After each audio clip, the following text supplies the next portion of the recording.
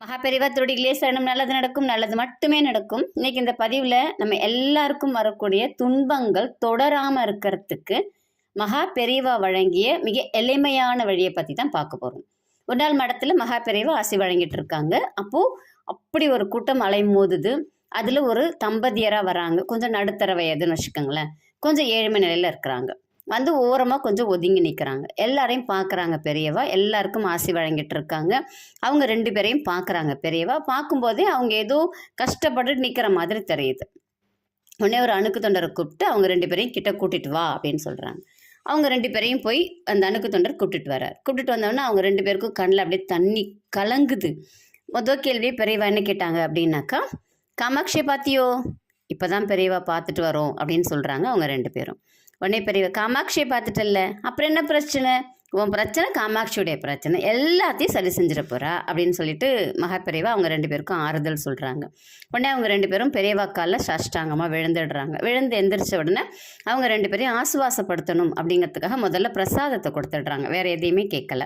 எலுமிச்சம்பழத்தையும் குங்குமத்தையும் பிரசாதமாக கொடுத்துட்டு, நீ எதுக்கும் கவலைப்படாத, உன் துன்பங்கள் எல்லாமே ஓடிடும். அதுக்கு நீ என்ன செய்யணும் அப்படின்னா, நீ உங்கள் வீட்டில் தினமும் சாதம் வடிப்பல்ல, அரிசி எடுப்பியோ, அதுலேருந்து ஒரே ஒரு கைப்பிடி எடுத்து தனியாக ஒரு பாத்திரத்தில் போட்டு வச்சிரு. இதே மாதிரி 21 நாள் செய். தினமும் ஒவ்வொரு பிடி வந்து நீ சமைக்கிறதில்ல, மொத்தமாக கிடையாது, அன்னைக்கு நீ எடுத்து எவ்வளோ சமைக்கிறியோ அதில் ஒரு பிடி அரிசி எடுத்து தானத்துக்குன்னு தனியாக போட்டு வச்சிரு.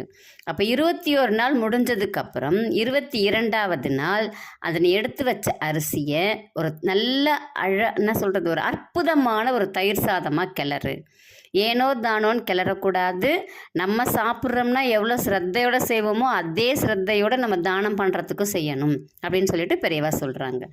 நல்ல ஒரு அற்புதமான ஒரு தயிர் சாதமாக செஞ்சு, பக்கத்தில் சிவன் கோயில் இருக்கான்னு பாரு. சிவன் கோயில் இருந்துச்சுன்னா சிவன் கோயிலில் போய் அதை வந்து நைவேத்தியமாக பண்ணிவிட்டு அங்கே இருக்கிறவங்களுக்கு கொடுத்துட்டு வா. இதே மாதிரி நீ செய்ய செய்ய உன் துன்பங்கள் எல்லாமே பறந்தோடிவிடும். நீ சேமமாக இருப்ப, தீர்க்க சுமங்கலியாக இருப்ப அப்படின்னு சொல்லிட்டு ஆசீர்வாதம் பண்ணுறாங்க. நம்ம சாப்பிட்றதுல நம்ம அடுத்தவங்களுக்கு எடுத்து வச்சு கொடுக்குறோம் அப்படின்னாலே நமக்கு இறைவன் கருணை மழை பொழிவான். அதை தான் பெரியவா சொல்லியிருக்காங்க. ரொம்ப எளிமையான வழி. அந்த காலத்துலலாம் பிடியரிசி திட்டம் அப்படிங்கிறதே ஒன்று சொல்லுவாங்க. இப்போல்லாம் அது தெரியுமான்னு கேட்டால் எனக்கு தெரியல. ஆனால் இது வந்து பெரியவா உருவாக்குனது தான் அந்த பிடியரிசி திட்டம். எல்லாருக்குமே அந்த அன்னதானம் அப்படிங்கிறது பழகணும், எல்லாருமே செய்யணும் அப்படிங்கிறதுக்காக பெரியவா கொண்டு வந்தது. நம்ம துன்பங்கள் தொடராமல் இருக்கணும் அப்படின்னா இந்த ஒரு எளிமையான வழியை எல்லாருமே பயன்படுத்திக்கலாம்.